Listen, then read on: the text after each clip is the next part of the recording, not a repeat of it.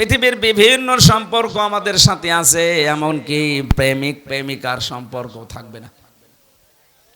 অনেকে দেখে মাথায় হাত দিয়ে বলে, আল্লাহর কসম করে বলো যে আমারে ভুলে যাবা না। কিসের ভুলে যাবা না?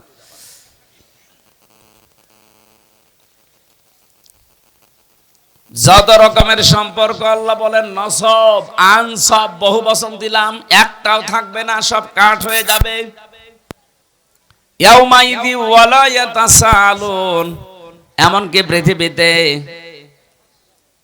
যে মানুষগুলো একে অন্যের কাছে কিছু আশা করে চায়, এরকম কোন মানুষ দেখলেই তাড়াতাড়ি দৌড়াবে, ওর কাছে কোনো কিছু জিজ্ঞাসা করার সুযোগ দেবে না। এই দুনিয়া আমরা বিপদে পড়লে বাবাকে দেখলে মনে হয় যে আশা জাগে না, উনি আমার জন্য হয়তো কোনো জায়গায় কিছু চেষ্টা করছেন। আল্লাহর কসম, কোরআনে কারীম সূরা মুমিনুনের ভেতরে আল্লাহ এটা জানিয়েছেন, সিংগায় ফুৎকার দিলেই ওই বাবা পর্যন্ত মনে করবে হয় আমার কাছে আসতে পারে, এজন্য ও দৌড়াবে। কি করবে? ন্যাংরা মানুষ যেভাবে দৌড়ায় ওইভাবে না। ইয়াউমা ইয়াফিরুল মারউ মিন আখি, এই যে আল মারউ মিন আখি, এর আগে আল্লাহ ইয়াফিরু দিয়েছেন। ইয়াফিরু শব্দের শাব্দিক অর্থ হচ্ছে মাজা তুলে দৌড় দেওয়া। আপনার আত্মীয় স্বজন যত রকমের সম্পর্কের মানুষ আছে, ও দেখা মাত্রই মাজা তুলে দৌড় দেবে। বলেন নাউজুবিল্লাহ। এই জন্য আমার এই কথাটা একেবারে বাস্তব, আপনি নিজের চোখের সামনে মিলাবেন। কিয়ামতের দিন সবাই যখন উঠতে থাকবে, আর শহীদ যারা হয় এই মানুষগুলো খেতে থাকবে। সুবহানাল্লাহ বলতে পারেন না? এই জন্য শহীদ এর শব্দটা খেলাছোড়া বিষয় না। এ জেলাতে যিনি রাষ্ট্রপতির দায়িত্বে ছিলেন, শহীদ জিয়াউর রহমান, শব্দটা ওনার নামের আগে আন্দাজে লাগানো হয়নি, চিন্তা ভাবনা করে লাগিয়েছে। সারা পৃথিবী জানে এই বাংলাদেশের সংবিধানের উপরে আল্লাহর উপরে আস্থা, এই কথাটা উনি লিখেছিলেন। কথা বলে না কেন? বিসমিল্লাহির রহমানির রহিম, এটা দিয়ে সংবিধান শুরু হবে, এটা উনি লিখেছিলেন। ওনার জীবনে ভুল ত্রুটি হয়তো আছে মানুষ হিসাবে, আল্লাহ যদি বিচার করে যে আল্লাহর উপরে আস্থা, এই দিকে তাকিয়েও আমার মনে হয় আল্লাহ ওনারে মাফ করে দেবেন। ওনারে মাফ করে দিলে আমাদের বিশাল ক্ষতি হয়ে যাবে। বলেন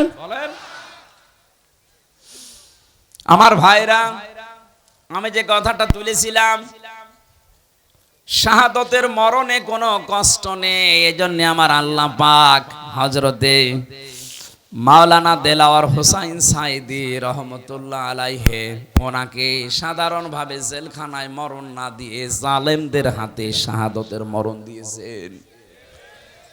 কারণ এ মরণে আল্লাহ কোনো কষ্ট রাখেনি। অথচ মুহাম্মদুর রাসূলুল্লাহ বলতেছে, আজরাইল হাত সরাও। তাহলে যে আয়াতুল কুরসি পড়ার কথা তিনি বললেন, এটা নিজে জান কবজ করবেন, তিনি জানাচ্ছেন, হে নবী, আমি যেহেতু সবার জান কবজ করব, আমি আপনাকে এই গোপন সংবাদটা জানালাম। আপনার উম্মতেরা যদি আয়াতুল কুরসির 10টা ক্ষমতা বিশ্বাস করে পড়তে পারে, অনেকের মনে আশা জেগেছে যে আমি আয়াতুল কুরসি পড়ি। আরে ভাই না, এর ভেতরে 10টা জিনিস আল্লাহ সাজিয়ে দিয়েছেন। এই 10টা জিনিস আপনার প্র্যাকটিক্যাল লাইফে, আপনার বাস্তব জীবনে এটা থাকা লাগবে। আপনি আন্দাজে পড়ে গেলেন, একটাও আপনার জীবনে নেই না, ওই রকম আয়াতুল কুরসিতে হবে না। আমি বহু হিন্দুর সাথে মিশে দেখেছি, আমার রিমান্ডে অনেক হিন্দু অফিসার পেয়েছি। আমার আর কোরআনে কারিমে কেমন আয়াত, তো আমার মনে হয় আমার চাইতে ওর কোরআন বেশি জানা আছে।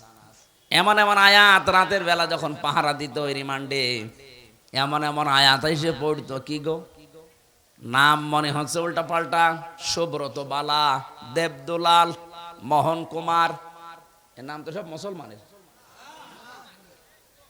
এরা পাহারা দিত কিন্তু আয়াত পড়তো কোরআন শরীফের। ইয়া আইয়ুহাল্লাযীনা আমানু ইন্না মিন আজওয়াজিকুম ওয়া আওলাদিকুম আদুওয়াল লাকুম ফাহযারুহুম। কিভাবে পড়েন? কোরআন শরীফ আমাদের আয়াত আছে। যে যে বিষয়ের আয়াতগুলো আছে 8টা 10টা 15 20টা করে আয়াত মুখস্থ করে রিমান্ডে আমারে প্রশ্ন করতে আমার এই ওয়াজ নিয়ে, যে আপনি এই ওয়াজ করেছেন এই আয়াতের সাথে, হ্যাঁ আপনি কেন এই জায়গায় এই কথা ঢুকালেন? বদরের ময়দানে এখানে 14 জন শহীদ হয়েছে, 14 জন কাফের মারা গেছে, আপনি এই জায়গায় তথ্যটা আগে না বলে পরে বললেন কেন? এগুলো ওরা আয়ত্ত করে নিয়েছে। কেন? ও মানুষগুলো দেখতাম মাঝে মাঝে আল্লাহর ভুল ধরত, আমারে রিমান্ডে প্রশ্ন করে আর আল্লাহর ভুল ধরে, যে আল্লাহর এই কাজটা ঠিক হয়, আপনার কাছে পরামর্শ নিয়ে আল্লাহ কাজ করার দরকার ছিল। শয়তান। সব চাইতে বেশি পেয়েছিলাম ওই যে মাটির নিচে আয়না ঘর, যেটা রিমান্ডে ওখানে নিয়ে যখন রেখে পাহারা দিত, রাত 12টার সময় এক দল আসতো, অধিকাংশ হিন্দু, এসে কোরআনে কারিমের এমন এমন আয়াত থেকে প্রশ্ন জিজ্ঞাসা করে, আর ওই 1.5 মিনিট 2 মিনিট ভিডিও শোনায়। দেখেন তো এটা আপনার নাকি? কোথায় বলেছিলেন? চুয়াডাঙ্গায়। এইটা কোথায়? কুষ্টিয়ায়। এইটা নাটোরে। আমি বললাম যে 1.5 ঘন্টা কথা বলি আমি, এর আগে নেই পরে নেই, 1.5 মিনিট 2 মিনিট কোথা থেকে পান? বলে আমরা সারাদিন বসে বসে শুনি আর দেখি কোন জায়গায় হাত লাগানো যায়। হাত লাগাবেন, হাত লাগাতে হলে আমার চাইতে আপনার আয়ত্ত বেশি থাকা লাগবে। কথা বলেন না কেন? কেউ যদি ভুল ধরতে চায় আমার আজকের আয়াতের তাফসিরে, আমার কোরআনের ওপরে মাস্টার্স করা আছে, আমার মতো যারা করেছেন লেখাপড়া তার উপরে পড়াশোনা করা লাগবে। একটা ইঞ্জিনিয়ার পাশ করে 10 তলা বিল্ডিং এর প্ল্যান দিয়েছে, আর এই যে দোকানে চা খালাম, ওর যে হাল হকিকত দেখি আসলাম, ওই লোক এসে যদি বল না এ প্ল্যানে ভুল হয়েছে, ওর দাঁত মুখ ফেলে ফেলার দরকার না? এই কথা বলছে না কেন? এই লোকটা অনার্স মাস্টার্স করেছে এই বিষয়ের উপরে, এতদিন লেখাপড়া করছে, 16 বছর পড়া লাগে, 16 থেকে 18 বছর। এ একটা প্ল্যান দিল, আর আপনি চার দোকানদারি করছেন, লবণ ঠিক মতো দিতে পারেন না, মিষ্টি ঠিক মতো দিতে পারেন না, আর আপনি ভুল ধরছেন এই প্ল্যানে। আমার যে মানুষগুলো ভুল ধরছে অবস্থা কিন্তু ওদের ওই রকমই ছিল। ওরা কিছু কিছু সাবজেক্টের উপরে আয়াতগুলো হাদিসগুলো আয়ত্ত করে করে কি করে ভুল ধরা যায় সেই চিন্তা ছিল। এভাবে যদি 16 বছর 18 বছর কোরআনের উপরে পড়াশোনা করে ভুল ধরা লাগতো, তাহলে আর ভুল ধরতো না। এমনকি আল্লাহরও ভুল ধরে। আমি আকিজ গ্রুপে চাকরি করতাম, ওই সময় তাদের খতিব ছিলাম। আপনারা অনেকে জানেন জানেন না, আকিজের বড় ছেলে যিনি এখন ডাক্তার মহিউদ্দিন, ওনার 4টা স্ত্রী, 4 বিয়ে করা তো জায়েজ নেই। দেখেছেন একটা জায়েজ জিনিস হালাল, এটা নিয়ে কত সমস্যা, কেউ ভয়ে কথা বলছে না। আরে আশ্চর্য রে! আল্লাহ তাআলা কোরআনে কারিমে বিয়ের কথা শুরু করেছেন 2 বউ দিয়ে, ফাঙ্কিহু, নিকাহ করো, বিবাহ করো। কয়টা? মাসনা 2টা, সুলাসা 3টা, রুবা 4টা। আল্লাহ কি 1 দিয়ে শুরু করেছেন না 2 দিয়ে? তাহলে বউ 2টা থাকলেই ভালো। যদিও আমাদের এই দেশের সামাজিক পারিবারিক যে অবস্থা, এটা এ দেশের মানুষ মেনে নেয় না। আমি বিশ্বের বহু মুসলিম দেশে ঘুরেছি, ওই সমস্ত দেশে শরীর চলে না 3-4টে বউ। আমি যে ড্রাইভার নিয়ে যেতাম মদিনায়, ও আমার চাইতেও চিকন, ঠেলা দিলে পড়ে যাবে, অথচ 4টে বউ গাড়ি চালায়। গাড়ি চালিয়ে আপনার 4 বউ, আর আমি আপনাকে ভাড়া করছি আমার 1 বউ। আপনাদের দেশের, ওনার ভাষা দিয়ে আমার বলছিল আপনার দেশে ওই চলে, আমাদের এই দেশে এরকম। ওনারে যেই জিজ্ঞাসা করলাম যে ভাই আপনি একটা হিন্দু মানুষ, আপনি ভুল ধরলেন আমার স্যারের যে উনি 4 বিয়ে করেছে। উনি আমারে লজিক দিচ্ছে যে একটা পুরুষ মানুষ যদি 4টা বিয়ে করতে পারে, একটা মহিলা কেন 4 বিয়ে করতে পারবে না? মহিলা পারবে না কারণ এক মহিলার পেটে যদি 4 জনের বীর্য যায় আর সন্তান যদি হয়, তো কারে বাপ বলে ডাকবে? এটা তো আমি বললাম, আমার জবাব দিচ্ছে আর একটা, হ্যাঁ বাপ বলে ডাকারও সিস্টেম আছে, যে সন্তান হবার পরে ডিএনএ টেস্ট করবে। এইভাবে বলছে যে ডিএনএ টেস্ট করে দেখবে যে এটা কোনটার জিনিস, তাহলে সেটারে বাবা বলবে। এই তো যুক্তি ঠিক আছে, কিন্তু এই যে একটা জন্ম দিলে না এক বাবার হয়, চারটা দিলে তো জারজ হয়ে যাবে। কোরআনে কারিমের যে আয়াতগুলো ওরা আমাদের চাইতে, আমরা তো খালি পড়ছি, এই যে 10টা ক্ষমতার কথা বলছি এমনি না, আমরা পড়ছি ওই মানুষগুলো এই 10টা ক্ষমতা জেনে পড়তো কিন্তু বিশ্বাস করতো না। আল্লাহ যে সব কিছুর উপরে ক্ষমতা রাখে এটাও বিশ্বাস করে না, কিন্তু আল্লাহর ক্ষমতা আছে এটাও পড়ে। আল্লাহু লা ইলাহা ইল্লাহু আল হাইয়ুল কাইয়্যুম, তিনি চিরঞ্জীব, তিনি চিরস্থায়ী। লা তাখুযুহু সিনাতু ওয়ালা নাওম, তিনি ঘুমান্ত না, ঘুমের ঝিমকিও তার আসে না। এ পর্যন্ত ওরা পড়ে, তো এর ভেতরে 4টা ক্ষমতার কথা অলরেডি চলে গেছে। সুবহানাল্লাহ বলতে পারেন নাই? কয়টা? এই যে পর্যন্ত পড়লাম এর ভেতরে 4টা ক্ষমতার কথা আল্লাহর চলে গেছে। উনি চিরঞ্জীব, উনি চিরস্থায়ী। আজ কত মানুষের মারা যাওয়ার পরে চিরঞ্জীব লিখে দিচ্ছে, চিরঞ্জীব মুজিব, নাউজুবিল্লাহ। এই শব্দটা দুনিয়ায় কারো নামে লাগানো জায়েজ নেই। উনি কি মুজিবকে আল হাই ছিল যে চিরঞ্জীব হয়ে গেছে? একজন শুধু চিরঞ্জীব, যার কোনো মরণ নেই। কে বলেন তো? আরো জোরে বলেন। সুতরাং যারা বিভিন্ন জায়গায় এরকম মূর্তি বানিয়ে, ভাস্কর্য বানিয়ে লিখে দিয়েছেন চিরঞ্জীব মুজিব, এটা কোরআনে আয়াতুল কুরসির সাথে সাংঘর্ষিক। কেউ যদি বিশ্বাস করে লেখেন আপনার ঈমান চলে গেছে। এরপরে যে একটা একটা করে ক্ষমতার কথা আছে, আমি একটু টাচ দেই। যারা আয়াতুল কুরসি পড়লে আজরাইলের হাত থেকে, কষ্টের হাত থেকে বেঁচে যাবেন, উনি যেহেতু নিজে জানিয়েছে আজরাইল, আপনি এই 10টা ক্ষমতা বিশ্বাস করে আপনার জীবনে মিলাবেন, দেখবেন যে আসলে মেলে কিনা। 1 নম্বরে সব কিছুর উপরে ক্ষমতা কার? আরো জোরে। কিন্তু আমরা অনেকেই বিশ্বাস করি, এই বগুড়াতেও আছে, ক্ষমতার উৎস এরা বলে জনগণ। না, এটা আয়াতুল কুরসির সাথে যায় না। আপনি যদি এই বিশ্বাস করে থাকেন যে ক্ষমতার উৎস জনগণ, আর আপনি আয়াতুল কুরসি পড়েন, আপনার কথার সাথে আপনার বিশ্বাসের মিল নেই। এই কথা বললেন না কেন? আজরাইলের এই কষ্টের হাত থেকে আপনি বাঁচতে পারবেন? বলেন বলেন। আরে ভাই, আপনাকে আমি বাঁচাতে চাই। আপনারও কবরে যাওয়া লাগবে, আমারও ওই মরণের সামনে সামনে ওই যন্ত্রণা আসতেছে। এটা তো আমি বানিয়ে বলছি না। সূরা নাহাল 14 নম্বর পারা 9 নম্বর পৃষ্ঠা 9 নম্বর লাইনের 32 নম্বর আয়াতের তাফসীর বাড়ি যে মিলাবেন। মরণের বিছানায় যখন আছাড় দিয়ে পড়বেন, আল্লাহ তাআলা বলেন, আল্লাযীনা তাতাওয়াফাহুমুল মালাইকাতু তাজ্জিবিনা ইয়াকুলুনা সালামুন আলাইকুম উদখুলুল জান্নাতা বিমা কুনতুম তা'মালুন। বলেন আল্লাহু আকবার। এখানে আলেম যারা আছে তাদেরকে বলছি, এবার এখানে কয়েকটা গুরুত্বপূর্ণ শব্দ আমি পড়লাম। 1 নম্বরে তাজ্জিবিনা। আল্লাহ পাক বলেন, হামজা যখন বিছানায় পড়বে আছাড় দিয়ে মউতের ওই বিছানায়, ফেরেশতারা আগে আসবে।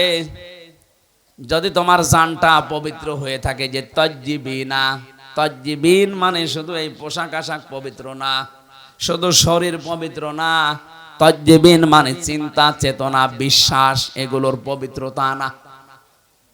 আপনি পবিত্র হতে হলে আপনার চিন্তা পরিষ্কার করা লাগবে, আপনার ভাবনা, আপনার বিশ্বাস, আপনার আকীদা, আপনার কর্মজীবন, আপনার ব্যবসা বাণিজ্য অর্থনীতি এগুলো পবিত্র করা লাগবে, পরিষ্কার করা লাগবে, সাফ করা লাগবে।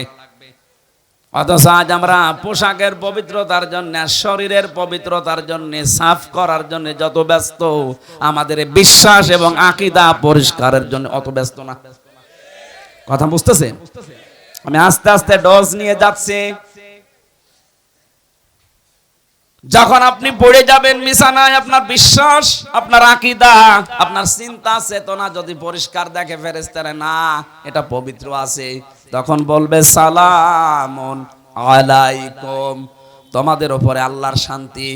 উদখুলুল জান্নাহ, ওই যে জান্নাত দেখা যাচ্ছে, প্রবেশ করো। জোরে বলেন সুবহানাল্লাহ। আমাদের জীবনে এরকম একটা মুহূর্ত আসুক আমরা চাই না? বলেন বলেন। এজন্য আয়াতুল কুরসি পড়লে আজরাইল আর কিছু বলবে না, বিষয়টা এমন না। 10টা ক্ষমতা বিশ্বাস করে তারপরে পড়া লাগবে। আল্লাহ আমাদেরকে এইভাবে পড়ে আজরাইলের হাত থেকে বেঁচে যাওয়ার তৌফিক দেন, বলেন আমিন। হযরতে ইদ্রিস নবী বলেছিলেন, ফেরেশতা আমি মরতে চাই।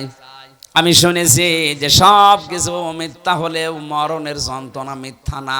আপনি আমারে দেখান, আমারে মেরে ফেলেন, কেমন কষ্ট লাগে আমি দেখব, এরপরে আবার আমারে জীবিত করে দেবেন, কারণ জান কবজ করার দায়িত্ব তো আপনার। ঠিক আছে। দ্বিতীয় নম্বর শর্ত আমার, আপনি বলেছিলেন জান্নাত জাহান্নাম, এগুলো আমি আল্লাহর কাছ থেকে জানি। জান্নাত জাহান্নাম আছে, জাহান্নামে কেমন করে আল্লাহ শাস্তি দেয়, ওই শাস্তিটা আমি চোখে দেখবো, আমারে দেন। জাহান্নামের ভেতরে দিয়ে দেন, আমি দেখিয়ে তারপরে আপনি আমারে আবার বের করে দেবেন। ঠিক আছে। জান্নাতের ভেতরে কি শান্তি আছে, কি আরাম আছে, কি আনন্দ আছে, এইগুলো আমি দেখবো। এই নিয়ামত, এগুলো দেখা শেষ হয়ে গেলে আপনি আমারে আবার বের করে দেবেন। ঠিক আছে।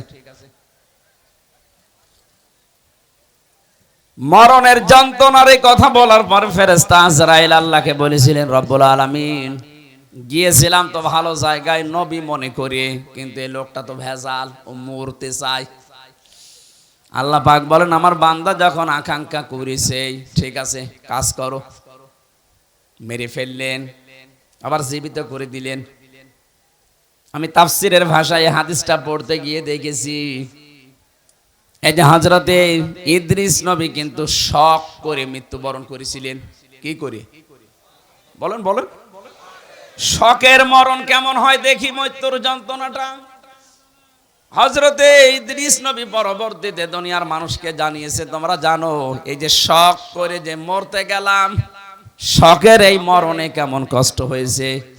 জীবিত ছাগলকে জিন্দা অবস্থায় চামড়া খুলে লবণ দিলে যেরকম লাগে, আমার ওই রকম লাগছিল। ও বগুড়াবাসী, শকের মরণে যদি এই হয়, আমরা যারা মরতে রাজি না তাদের কিছুই হবে না। তারপরও তো তিনি একজন নবী। ঠিক আছে, আপনি আমারে নিয়ে চলেন জাহান্নামে। জাহান্নাম আমি দেখতে চাই কেমন করে আল্লাহ শাস্তি দিচ্ছে। দেখালেন জাহান্নাম, ঘর ঘর করে আবার বের করে নিয়ে আসলেন, নিয়ে যান আমারে জান্নাতে। জান্নাতের ভেতরে প্রবেশ করিয়ে সব দেখাচ্ছে, সব শেষ হয়ে গেছে। বলছে কি এবার চলেন। হযরত ইদ্রিস নবী ডাক দিয়ে বলে, আল্লাহর ফেরেশতা চলে যাও। আমি যাব না। কেন? কারণ আমি আল্লাহর বাণী এটা জানি, খালিদিনা ফিহা লা ইয়াবগুনা আনহা হিওয়ালা। কোন মানুষ যদি জান্নাতে একবার যেতে পারে, আল্লাহ কোনদিন তাকে বের করে দেবে না, আর সে বের হতেও চাইবে না। আল্লাহ যখন বলেছে যে বের করে দেবে না, আমি তো চাই না বের হতে, তুমি ডিস্টার্ব করো কেন? চলে যাও। আজরাইল আলাইহিস সালাম বলছে, আল্লাহ তোমার নবী ইদ্রিস তো খুব চালাক। আল্লাহ বলেন, ফিরে আসো, আমার নবী ইদ্রিসের কপালে আমি এইটাই লিখেছিলাম। বলেন সুবহানাল্লাহ। আমি শুধু আলহামদুলিল্লাহ সুবহানাল্লাহ বলার জন্য আপনাকে এখানে বসিয়ে রেখেছি তা না। এখানে শিক্ষা কি পেলাম? হযরত ইদ্রিস নবী কিন্তু যে কোনো কায়দায় জান্নাতে গেছে। কথা বলে না কেন? ওনাকে আল্লাহ বের করে দিয়েছে, আর উনি বের হতে চাচ্ছে। নবীজির কথা অনুযায়ী এটা যদি জান্নাতের বাগান হয়, বিশ্বাস আমাদের আছে না নেই? তাহলে এখান থেকে আমার আল্লাহ আপনাকে বের করে দিচ্ছে, আপনি বের হয়ে যাবেন। এখন যেটা চলে যাবে মনে হবে ওর জান্নাত ভালো লাগছে না, এবার যান চলে যান। ওই যে চলে যাচ্ছে, যান যান যান, তাড়াতাড়ি যান। আপনি জাহান্নামে যাবেন, জান্নাত ভালো লাগছে না, চলে যান, যান। যারা এই ময়দানে এসে সত্যি জান্নাত মনে করে আমরা বসে আছি, যদিও জান্নাতের ভেতরে এরকম পচা লাইট থাকবে না, এরকম লাইট থাকবে, কয়েকটা সামিয়ানা দিয়ে ঘিরে দেবে নাকি? হাদিস হচ্ছে, যাকে সর্বনিম্ন জান্নাত দেওয়া হবে এই তামাম দুনিয়ার 10 দুনিয়ার সমান। আজ যারা জমি জায়গা হয় না, খালি মানুষের আত্মসাৎ করেন, তাদের কত জমি লাগবে, এরকম দুনিয়া 10টা বানিয়ে দেবে। জোরে বলেন আল্লাহু আকবার। এই জন্যে আল্লাহ রসুলের প্রতি যাদের বিশ্বাস আছে, এ দুনিয়া তাদের কাছে তুচ্ছ মনে হয়। আমরা হয়তো ওই পর্যায়ে পৌঁছাতে পারিনি, তাই যার হালকা পাতলাও পৌঁছিয়ে গেছে, শুধু বাংলাদেশ না তামাম দুনিয়াও তার কাছে মশার ঠ্যাঙের মতো মনে হয়। কারণ তামাম দুনিয়া না, এরকম 10টা দুনিয়া আল্লাহ তার ইমানের কারণে তাকে জান্নাতে দান করবেন। আল্লাহ যেন আমাদের এরকম একটা পরিবেশ দেন, বলেন আমিন। দরুদ আর সালাম পাঠ করার মাধ্যমে আমরা কোরআনে কারিমের একটা আয়াত পড়েছি, সূরা নিসা। কোন সূরা? আজকের আলোচনার বিষয় হচ্ছে অধিকার। এই জিনিস থেকে আমরা প্রায় 53 বছরই কম বেশি বঞ্চিত আছি। অধিকার থেকে আমরা বঞ্চিত না? হযরতে মুআজ ইবনে জাবাল রাদিয়াল্লাহু তাআলা আনহু ইয়ামেনের গভর্নর হয়ে তাকে যখন আল্লাহর নবী পাঠাচ্ছিলেন, ডাক দিয়ে বললেন, মুআজ, আল্লাহর উপরে তোমার যে অধিকার, তোমার উপরে যে আল্লাহর অধিকার তুমি কি জানো? বলছে, না, আপনি ভালো জানেন। নবীজি বললেন, তোমার উপরে আল্লাহর হক হচ্ছে তুমি আল্লাহর একনিষ্ঠভাবে গোলামি করবে, ইবাদত করবে। আর আল্লাহ পাক তোমার উপরে, তোমার আল্লাহর উপরে হক হচ্ছে আল্লাহ পাক দয়া করে তোমারে মাফ করে জান্নাতে দিয়ে দেবে। এজন্য আমার উপরে আল্লাহর কিছু হক আছে। মাওলানা আব্দুল বারী সাহেব বলল, হয়তো আমি একটু আঁচ পেয়েছিলাম, একটু ঘুমিয়েছিলাম, যখন উঠলাম দেখলাম এই আয়াতগুলো পড়ছিল। বাবার স্ফলিঙ্গ দিয়ে দ্রুত গতিতে যে পানিটা বের হয়ে যায়, না পাক পানি দিয়ে মায়ের রেহেমের ভেতরে আল্লাহ পাক মানুষকে আস্তে আস্তে তৈরি করতে থাকেন। সুম্মা খলাকনান নুতফাতা আলাকাতান ফাখলাকনাল আলাকাতা মুদগাতান ফাখলাকনাল মুদগাতা ইযামা ফাকাসাউনাল ইযামা লাহমা। জোরে বলেন সুবহানাল্লাহ। আল্লাহ পাক বলেন, এই যে নতফা, মদগা, আলাক আস্তে আস্তে করে রূপান্তর করি 40 দিনে 40 দিনে 40 দিনে। আলাক শব্দের শাব্দিক অর্থ হচ্ছে যোগ। কি বললাম?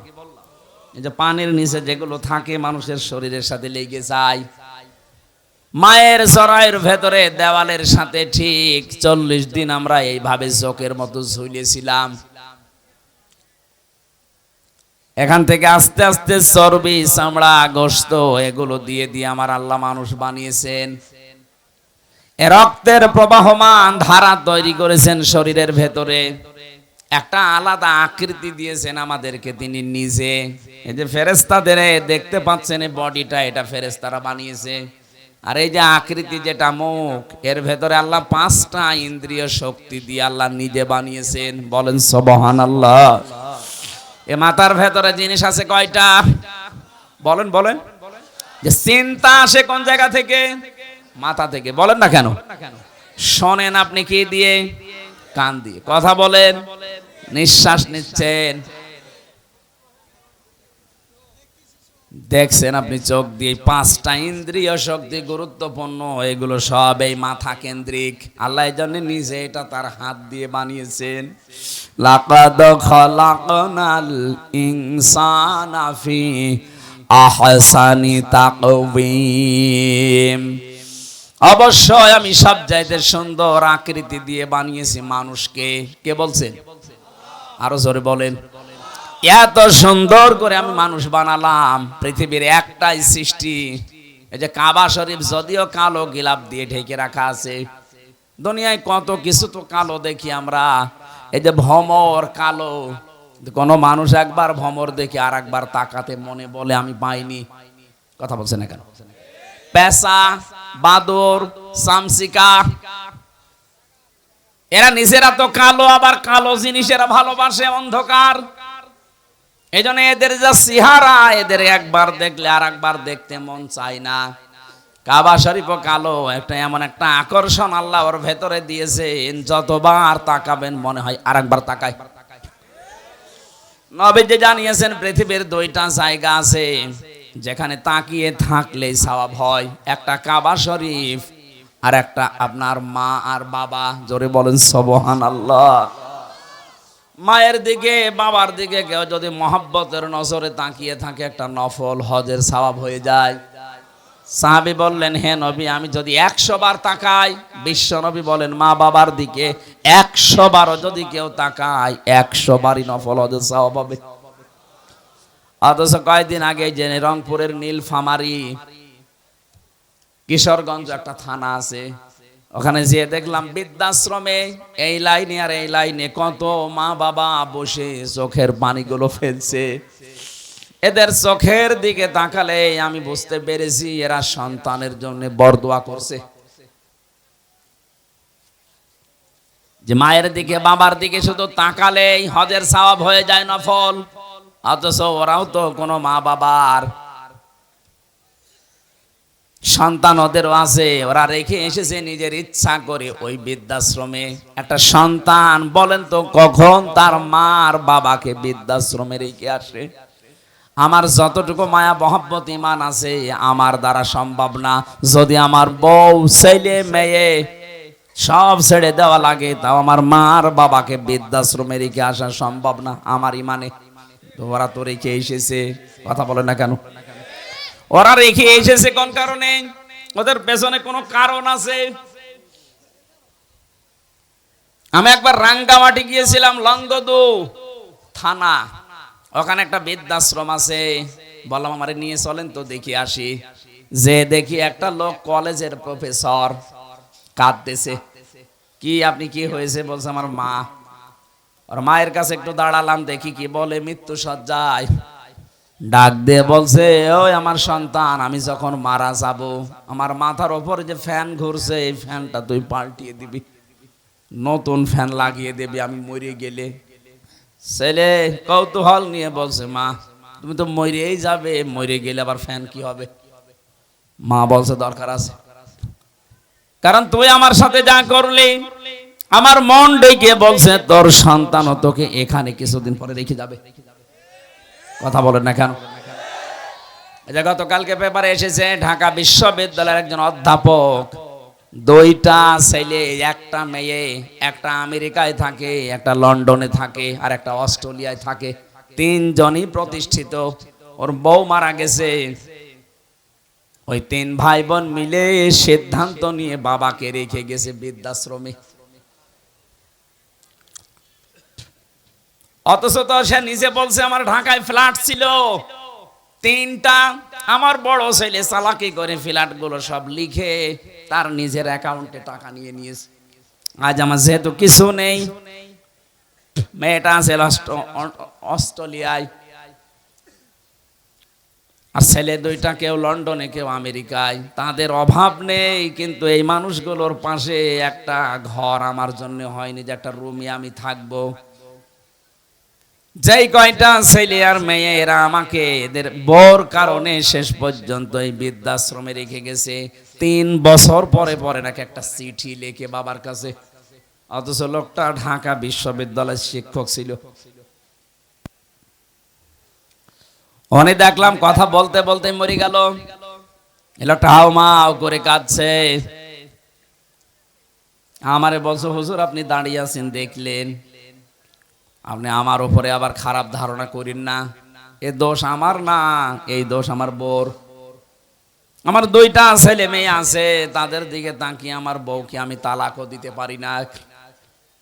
আজ 3 মাস আগে আমি এখানে রেখে গিয়েছিলাম আমার মাকে।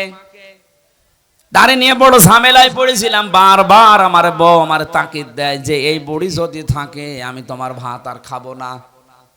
কি করবো? ছেলে মেয়ের দিকে তাকিয়ে বাধ্য হয়ে মাকে রেখে গিয়েছিলাম এখানে। বাবা আমার ওই ছোটবেলায় মারা গেছে। আমি একটা কলেজের অধ্যাপক, অথচ এখন কি হয়ে গেল দুনিয়া থেকে আমার আর নাম ধরে ডাকার মতো কেউ নেই। বগুড়াবাসী, আমি শুধু আবেগ নিয়ে বলছি তা না, আমি বাস্তবে দেখতে পাচ্ছি।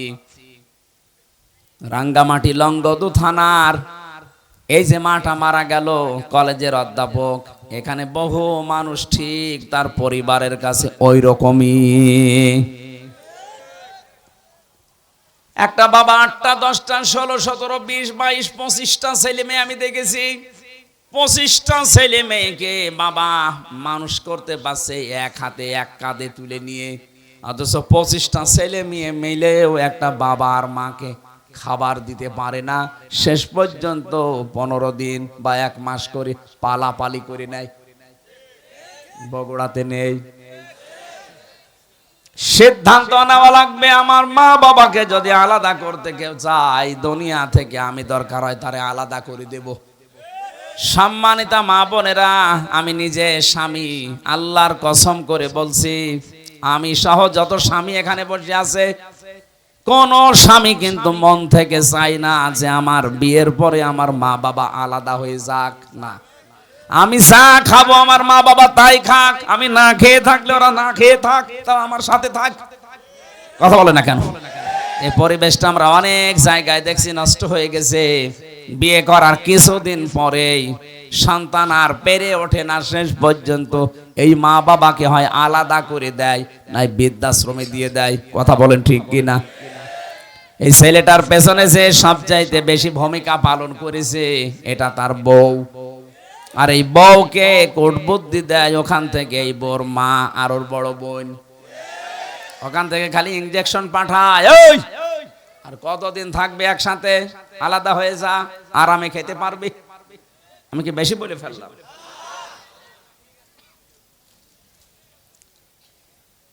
আল্লাহ রাব্বুল আলামিন বলেন, এত কষ্ট স্বীকার করে করে তোর মা তোকে পেটে বহন করে চামড়া গোশত চর্বি দিয়ে যখন একটা আকৃতি তোকে বানিয়ে দিলাম, এই মানুষটাকে আমি আল্লাহ আস্তে করে মায়ের পেট থেকে বের করে নিয়ে আসলাম।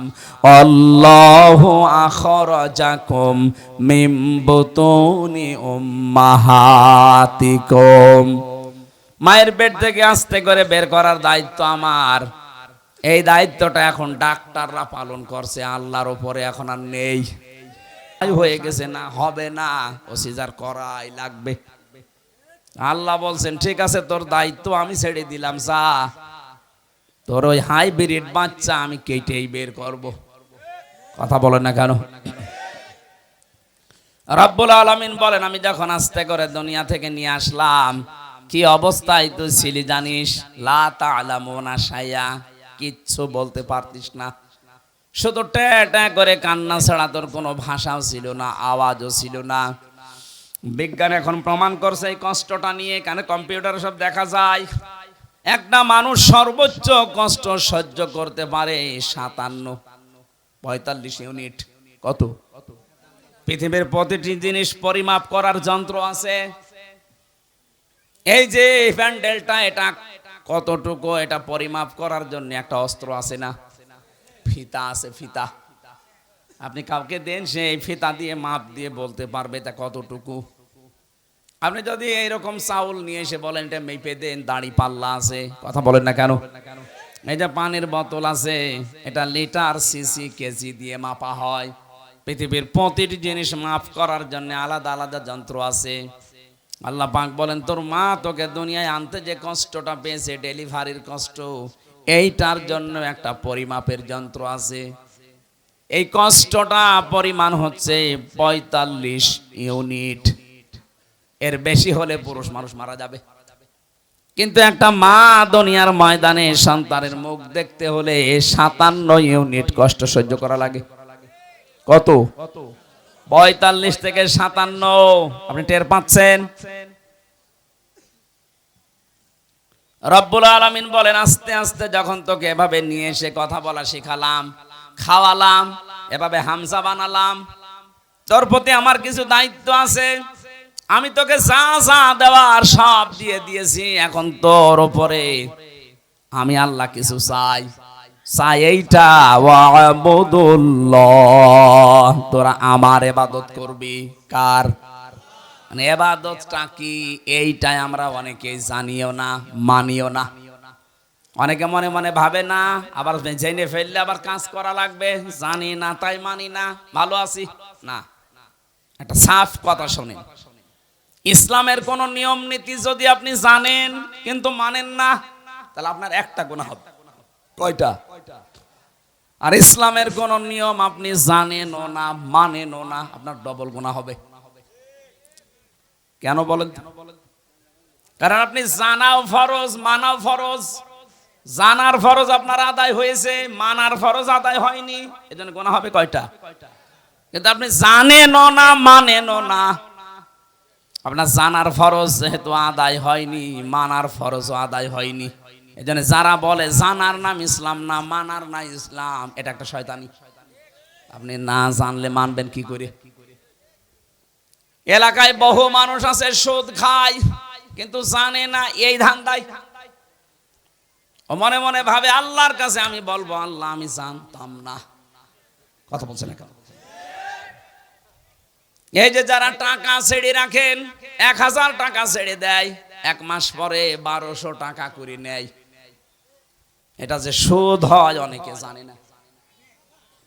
না আপনি বলবেন যে আমি জানি না, এই যতদিন বলবেন যে আমি জানতাম না ততদিন আপনার অসুবিধা নেই, কিন্তু যেই বলবেন আমি জানতাম, তুমি যেই নিয়ে করলেন কেন? এই ধারণা আমাদের ছিল যে জানতাম না তাই আল্লাহকে বলবো আমি জানি না তাই মানি না। না, আপনার গোনা হবে ডবল। আপনি জানেন না কেন?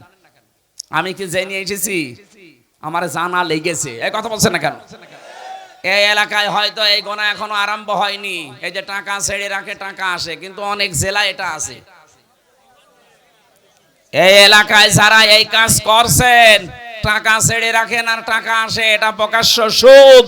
মায়ের সাথে জেনা করার মতো গোনা করছেন আপনি। এটা ছেড়ে দেওয়া লাগবে। কারা কারা এই গোনা ছেড়ে দেবেন? হাত তোলেন তো। এই এলাকায় তো চলছে 180 মাইল বেগে।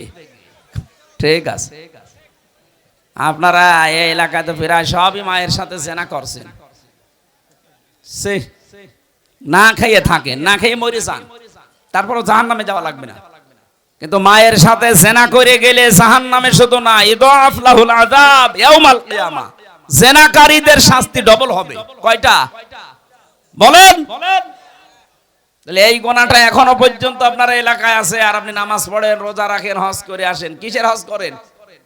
আজকেই সিদ্ধান্ত নিয়ে বাড়ি যাবেন যে না আমি আর এই গোনার সাথে নেই। টাকা যা ছেড়ে রেখেছি, আগামী মাস থেকে টাকা শুধু 1000 দিলে 1000ই নেব, 1200 নেব না।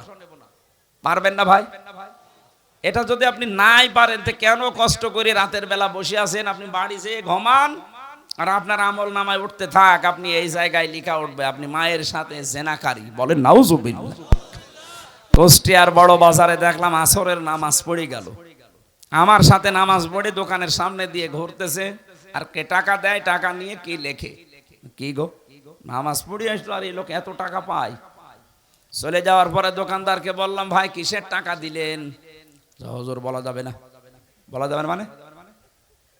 প্রতি মাসে মাসে উনি একবার করে এখানে আসে, আল্লাহরে ওলি টাকা নিয়ে যায় আমার কাছে, 10,000 করে আমারে টাকা দেয় মাসে মাসে, আর 1,000-এ 100 টাকা করে বেশি। এটা কি সুদ? বলেন না কেন? এগুলো স্বর্ণের দোকানে দেখলাম বেশি দেয় ওরা।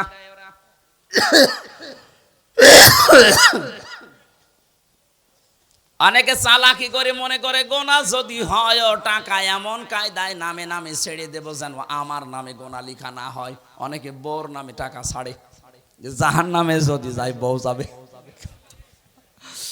না ভাই, চালাকি করবেন না। আমি বলছি আপনি জানতেন না তাই মানতেন না, এ কথার কোনো ভিত্তি নেই। জানেন না কেন? এটা আপনার অপরাধ। এটা কি বলেন? বলেন। আপনার উপরে আল্লাহর হক এইটা যে নেই থেকে আপনাকে আব্দুল বারী আল্লাহ বানিয়েছে। আপনার প্রতি আল্লাহর কিছু হক আছে। আল্লাহর হক হচ্ছে আপনি তার ইবাদত করবেন এমন ভাবে। ইবাদত মানে শুধু নামাজ পড়বেন, রোজা রাখবেন আর কালো বোরকা পরবেন না। এই যে কথা বলছি, এই কথাটাও ইবাদত। এই কথা বলেন না কেন? যে মানুষের সাথে দেখা হলে হাসি মুখে কথা বলা, এইটাও কি? বলেন বলেন। সালাম দেয় যারা 90টা নেকি পায়, তারা প্রথমে জবাব দেয় যারা, এই মানুষটা নেকি পাবে 10টা।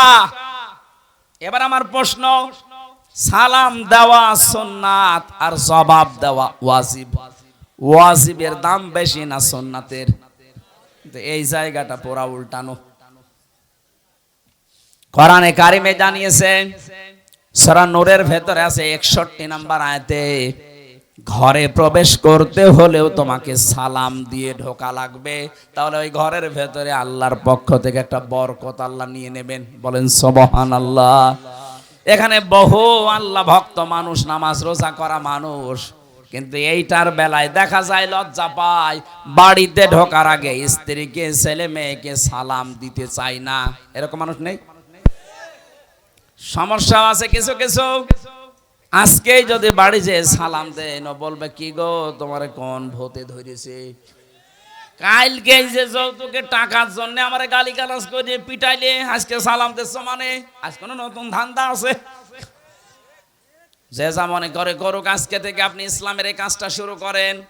নবী যে জানিয়েছেন যদি 25 বার করে দিনের ভেতরে সন্তানকে, স্ত্রীকে, পরিচিত মানুষ অপরিচিত মানুষ যদি সালাম দিতে পারেন 25 বার, কয়বার? সারাদিন 24 ঘন্টার ভেতরে যদি 25 বার সালামের প্রচলন আরম্ভ করতে পারেন, আপনি শাহাদতের মরণ পাবেন। আরো জোরে বলেন সুবহানাল্লাহ। বগুড়াবাসী, এই জন্য এবাদত মানে ওই শুধু নামাজ পড়া রোজা রাখা না। আপনি কথা থেকে শুরু করে একেবারে সংসার চালাবেন কি করে, সবটাই এবাদত। বলেন বলেন। আমি এবার আলেমদেরকে বলছি, এই আপনারা এটা ভালো করে শুনবেন। 2 নম্বরে আয়াতে ছিল ওয়ালা তুশরিকু বিহি শাইআ, তোমরা আল্লাহর সাথে শিরিক করবা না। কি করবা না? শিরিক কি? আল্লাহ যেটা পারে ওইটা অন্য কেউ পারে, এই বিশ্বাস করার নাম শিরিক। আর এই শিরিক যারা করে তারা মুশরিক। এ কথা বলছেন না কেন? এ পর্যন্ত বুঝেছেন কিনা বলেন? আমি ক্লাস নিচ্ছি না, এটা ক্লাস চলছে। আল্লাহর সাথে যারা শিরিক করেন, আল্লাহ বলেন আমি যেটা পারি ওইটা অন্য কেউ পারে। ছেলে মেয়ে দিতে পারে কে? এটা কোন পীর সাহেব পারে, কোন কবরে শুয়ে আছে এই লোক পারে, এই বিশ্বাস অনেকে মহিলা করে না। বলেন বলেন। এই যে মহাস্থান গড়ে যে কত মানুষ সন্তান চাচ্ছে, ওই গাছের সাথে দেখবেন বড় বড় ঢেলা ঝুলিয়ে রেখেছে, পাথর ইট। কি গো, এখানে পাথর ঝুলিয়ে রাখবেন। এগুলো সব চাইতে বাগেরহাটে ওই খান জাহানের দরবারে বেশি বড় বড় পাথর ঝুলিয়ে রাখে। ওকে কেন কে বুদ্ধি দিয়েছে? ওই পাথর যখন ঝুলবে পেটের ভেতরে সন্তান এসে দোল খাবে, দোলে দোলে। সে কো বিশ্বাস করে করুক আর অবিশ্বাস করুক, কারো কাছে শুনে জেনেই করছে। যেন আমি এক কথাই বলছি, এটা রেকর্ড হচ্ছে। আল্লাহ যেটা পারে ওইটা অন্য কেউ পারে, এই বিশ্বাস করার নাম শিরিক। আর শিরিক যারা করে তারা, আরো জোরে, আরো জোরে বলেন, মুশরিক হয়ে যাবেন। এই যে সূরা নিসার আয়াত পড়লাম, এর ভেতরে 5টা আয়াত আনকমন আছে। নবীজি বলেন এই 5টা আয়াত পেয়ে আমি এত খুশি হয়েছি, তামাম দুনিয়া দিয়ে দিলেও আমি এত খুশি হতাম না। তার ভেতরে এইটা, ইন্নাল্লাহা লা ইয়াগফিরু আইয়ুশরাকা বিহি ওয়া ইয়াগফিরু মা দুনা যালিকা লিমান ইয়াশা। এ পৃথিবীর সব গুনাহ আল্লাহ ইচ্ছা করলে মাফ করে দিতে পারেন, কিন্তু শিরিক করলে তার মাফ নেই। কে বলছেন? আরো জোরে বলেন। এবার আসেন আমি একটা একটা করে দিচ্ছি। সন্তানের ক্ষেত্রে বুঝলাম আল্লাহ বাদে কারো এখানে হাত, আরো জোরে। ক্ষমতায় দিতে পারে আল্লাহ ছাড়া অন্য কেউ, কিন্তু যারা বলে জনগণ তাদের ঈমান আছে, ঈমান আছে কিন্তু শিরকপূর্ণ ঈমান। আর শিরকপূর্ণ ঈমান থাকলে আল্লাহ তাকে মাফ। বগুড়াবাসী সত্যি করে বলছে, আল্লাহর কসম আপনাকে আমি ভালোবাসি, আপনি ভুল পথে আছেন। এই দেশে যারা এই বিশ্বাস করে না তারা বিপদে ছিল এতদিন। যারা বলতো না ক্ষমতার উৎস আল্লাহ, তাদের নিবন্ধনও বাতিল করে দিয়েছিল, তাদের নিষিদ্ধ করেছিল। এক কথা বলছে না কেন? যারা বলতো না ক্ষমতার উৎস জনগণ, তারা ঠিক ছিল। আর ভাই আপনি তো জাহান্নামে যাচ্ছিলেন। এদেরকে ব্যান্ড করার পরও এরা মানে নাই, বলছে না ক্ষমতার উৎস জনগণ, মানি না তো মানি না। আল্লাহ ঠিক যেন 5 দিন পরে তাদের পোড়াটা উল্টিয়ে দিয়েছেন। কারণ ওই জালেমরা হাত দিয়েছে জামাত ইসলামের গায়ে না, ওরা হাত দিয়েছে সরাসরি একেবারে আল্লাহর গায়ে। আল্লাহু আকবার, আল্লাহু। আপনি এই জায়গায় বলেন যে আল্লাহ সব কিছুর উপরে, আর এই ক্ষমতার মতো একটা ছোট্ট জিনিসের কাছে এসে বলছেন না এইটার মালিক আল্লাহ না জনগণ। যাদের এরকম বিশ্বাসে অপবিত্রতা আছে, আপনি পাল্টিয়ে যাবেন আজকে। এর জন্য যদি দল ত্যাগ করা লাগে ওইরকম দল ত্যাগ করবেন না। এবার আওয়াজ বেশি হয়নি আমি জানি, আর এটা বগুড়ায় হবেও না। কথা বলছে না কেন? যেই দলের বিশ্বাসে এই শিরিক আছে যে ক্ষমতার উৎস জনগণ, ওইটার মুখে ঝাঁটা মেরে চলে আসা লাগবে। ও দল যদি আমার বাবাও তৈরি করে, ও দলে আমি নেই, কারণ আমার বাবা জাহান্নামে গেলে আমি তার সাথে যেতে পারি না। কথা বলেন, আগে বাবার সাথে যাবেন। এবার একটা নতুন তথ্য বলছে, এখানে আলেম চলে গেছে নাকি? হ্যাঁ, এবার ভালো করে শুনবেন। আল্লাহ রাব্বুল আলামিন বলেন, ওয়ামান দাখালাহু কানা আমিনা। সূরা আলে ইমরানে আছে, 93 নম্বর আয়াতের মাঝের অংশে আছে।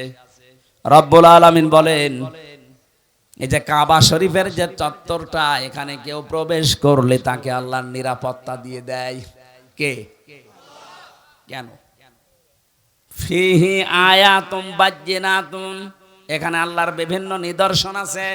মাকাম ইব্রাহিম, একটা নিদর্শনের নাম মাকাম ইব্রাহিম, যেটা লিফট হিসাবে ব্যবহার করে ওই পাথরের উপরে দাঁড়িয়ে দাঁড়িয়ে ইব্রাহিম আর ইসমাইল নবী কাবা ঘর বানিয়েছিলেন। এই যে লিফট আবিষ্কার হয়েছে এই পাথর থেকে, দাঁড়ালে এই লিফটের মতো চলে যেত উপরে। আবার যখন মনে করতেন আমি নেমে পাথর আবার নিতে চাই, তখন আবার নিচে নেমে পড়তো।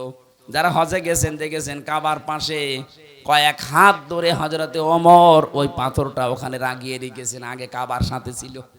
এখন মানুষের সুবিধার্থে এটা করা। আল্লাহ পাক বলেন, এই চত্বরের ভেতরে আল্লাহর বহু নিদর্শন আছে। তার এক নাম্বার নিদর্শন, ইন্না আউওয়ালা বাইতি উযিআ লিন-নাস লাল্লাযী বিবাক্কাতা মুবারাকাও ওয়া হুদাল লিল আলামিন। পুরাতন প্রাচীন একটা নাম মক্কা শরীফের বাক্কা। কি নাম? এই মক্কার নাম ছিল বাক্কা। এই বাক্কায় পৃথিবীর প্রথম ঘর আল্লাহ প্রতিস্থাপন করে দিয়েছেন, তার নাম কাবা। নাম কি? এই চত্বরের ভেতরে কেউ গেলে তাকে নিরাপত্তা দিয়ে দেয়, শান্তি স্বস্তি, সে নিরাপদ হয়ে যায়। কে? আরো জোরে বলেন। আমি কেন এটা বলছি বারবার বলেন তো? আমি এটা বোঝাতে চাই, কাবা শরীফের চত্বরটা আল্লাহ এমন নিরাপদ বানিয়ে দিয়েছেন, অথচ ওই এরিয়ার বাইরে গেলেই অনেক উল্টাপাল্টা কাজ চলছে, রাহানাজানি চলছে, ছিনতাই চলছে, মারামারি চলছে, রক্তপাত চলছে, ধোঁকাবাজি চলছে। কিন্তু কাবার চত্বরের ভেতরে কোনো মারামারি রক্তপাত, বলেন বলেন, এমন কি কেউ বাবার হত্যাকারীও যদি দেখে কাবার চত্বরের ভেতরে, না, নরম হয়ে যায়, বলে না এখানে মারা যাবে না, বাইরে চলেন। তারপর এই যে বারবার আমি কথাটা তুলছি এই কারণে, এখানে যেহেতু আল্লাহর বিধান মতো মানুষ চলছে, এই কারণে জায়গাটা পরিপূর্ণ নিরাপত্তা দিয়ে বেষ্টন করা। এই এদিকে তাকান, তাকান এদিকে। কাবার এই চত্বরটা বিধান চলে কার? এজন্য জায়গাটা নিরাপত্তা দিয়েছেন কে? কাবা শরীফ থেকে বাংলাদেশের দূরত্ব 6000 কিলোমিটার। এইটা তো আর কাবা না, কথা বলে না কেন? তাহলে এই 56,000 বর্গ মাইলের বাংলাদেশ যদি কেউ নিরাপত্তা চাদর দিয়ে ঢেকে রাখতে চায়, এখানেও ছিনতাই হবে না, এখানেও রক্তপাত হবে না, এখানেও ধোঁকাবাজি হবে না। ওখানে যেমন আল্লাহর বিধান কায়েম করার মাধ্যমে আল্লাহ নিরাপত্তা দিয়েছেন, এই 56,000 বর্গ মাইলে আল্লাহর বিধানটা কায়েম করে দেন, ঠিক কাবা শরীফের মতো হয়ে যাবে। এটা আমি বানালাম না, সূরা আনামের 82 নম্বর আয়াতে এই তথ্যটা আছে। আল্লাযীনা আমানু ওয়া লাম ইয়ালবিসু ঈমানাহুম বিযুলমিন উলাইকা লাহুমুল আম। আল্লাহ পাক বলেন, এই যে মানুষগুলো এইভাবে আল্লাহর কুদরতি আঙ্গুল এই বগুড়া ধনুটের দিকে তাকিয়ে বলছে, এই যে এই মানুষগুলো আল্লাহর পক্ষ থেকে নিরাপত্তা পাওয়ার হকদার। কারা? যারা তাদের ঈমানের সাথে শিরিক মিশ্রণ করে না। এখানে জুলুম মানে শিরিক। তাহলে আমরা বাংলাদেশকে যদি কাবার মতো নিরাপত্তা দিতে চাই, এই 56,000 বর্গ মাইলে বসবাস করে যদি আমরা নিশ্চিন্তায় থাকতে চাই, আমাদের চুরি ডাকাতি ছিনতাইয়ের রক্তপাতের হত্যার কোনো ভয় থাকবে না, আয়না ঘরের কোনো অস্তিত্ব থাকবে না, তাহলে এই দেশে যারা আছি শিরিক মুক্ত জীবন গঠন করা লাগবে। আর জোরে বলা লাগবে। শিরিক কি? এই আয়াতের দ্বিতীয় শব্দ এটা, আবুদুল্লাহ ওয়ালা তুশরিকু বিহি শাইআ, আল্লাহর ইবাদত করবা আর শিরিক করবা না। শিরিক এবার আমি পেয়েছি তাফসিরে, শিরিক বিল জাত, শিরিক বিল সিফাত, শিরিক বিল ইখতিয়ারা, শিরিক বিল হুকুক। এই 4 প্রকারগুলো আবার শ্রেণী বিভাগ করে করে 8 প্রকার, 12 প্রকার, 22 প্রকার, 42 প্রকার, 72 প্রকার, 120 প্রকার পর্যন্ত শিরিক আছে। সবগুলো আমি নোট করেছি। এক একটা বিষয়ের উপর এত কথা আল্লাহ লুকিয়ে রেখেছে, যত গবেষণা করবেন তাফসীর আকারে তত বের হবে। জোরে বলেন আল্লাহু আকবার। এই জন্যই তাফসীর করতে গেলে এরকম সময় লাগে। এখন শিরিক শব্দ নিয়ে যদি এত বেশি, ইবাদতের ব্যাখ্যা ছিল 9টা, শিরিকের ব্যাখ্যা আছে 27টা। এটা প্রকার হিসাবে ভাগ করা যায় 120 প্রকার, 120 শ্রেণীতে। এতগুলো শিরিক থেকে যদি সত্যি আমরা মুক্ত হতে পারি দেশের মানুষ, আমরা তো চেষ্টা চালাচ্ছি। আমাদের বিশ্বাসে শিরিক থাকবে না, আমাদের আকীদায় শিরিক থাকবে না, আমাদের সমাজে শিরিক থাকবে না, আমাদের সংসদেও শিরিক থাকবে না। সংসদে একটা শিরিক ছিল, আল্লামা দেলাওয়ার হোসেন সাইদি রহমতুল্লাহ আলাইহি ওটা তুলে দিয়েছেন। এই যে মাথা নিচু করে ঢোকা লাগতো, মুসলমানের মাথা শুধু নিচু হবে কার সামনে? ওই স্পিকারের সামনে এইভাবে যাওয়া লাগতো আগে, মাথা নিচু করে। উনি বলেছে না, মুসলমানের এই দেশে এই শিরিক চলতে দেওয়া যায় না, সিস্টেম করে ওইটা বাদ দিয়ে দিয়েছে। এখন আর ওইভাবে যাওয়া লাগে না। কিন্তু 15.5 বছরের দিকে তাকান, এই দেশটা যেন মানুষ মুশরিক হয়ে যায় ওই দাদা বাবুদের মতো ওরা সর্বাত্মক চেষ্টা চালাচ্ছিল। কোথাকার কোন বাবার ছবি বিভিন্ন প্রতিষ্ঠানে টাঙিয়ে টাঙিয়ে সম্মানের জায়গায় রেখে দিয়েছে, ছেলে মেয়েরা এইভাবে করে করে পূজা করতো, আমি নিজে দেখেছি। একটা জাতিকে মুশরিক বানাতে পারলে তাকে অনিয়ন্ত্রিত করে ফেলা যায়। আজকে ভারত বাংলার বিভিন্ন পাহাড় অঞ্চলগুলো অস্থিতিশীল করে রাখতে চায়, ওদের একটা গোপন ষড়যন্ত্র। আজকে একটা ভিডিও ফাঁস হয়েছে, ওরা বাংলার বিভিন্ন প্রান্তগুলো, বিশেষ করে চট্টগ্রামের পার্বত্য অঞ্চল, এগুলো মাঝে মাঝে যুদ্ধ লাগিয়ে রাখে, মাঝে মাঝে অশান্তি তৈরি করে রাখে, অস্থিতিশীল করে রাখে। কারণ ওদের একটা উদ্দেশ্য আছে, ওরা নাকি ওটা ভাগ করে ম্যাপ তৈরি করে মায়ানমারের কিছু অংশ আর চট্টগ্রামের কিছু অংশ, কয়েকটা জেলা নিয়ে আলাদা একটা খ্রিস্টান রাষ্ট্রের ঘোষণা দেবে। এই দুর্বিসন্ধি চলছে। আমি এটা এত মানুষের সামনে বলা ঠিক না, এটা গোপন বিষয়। এগুলো চালাচ্ছে আমেরিকা এবং ইহুদি যারা।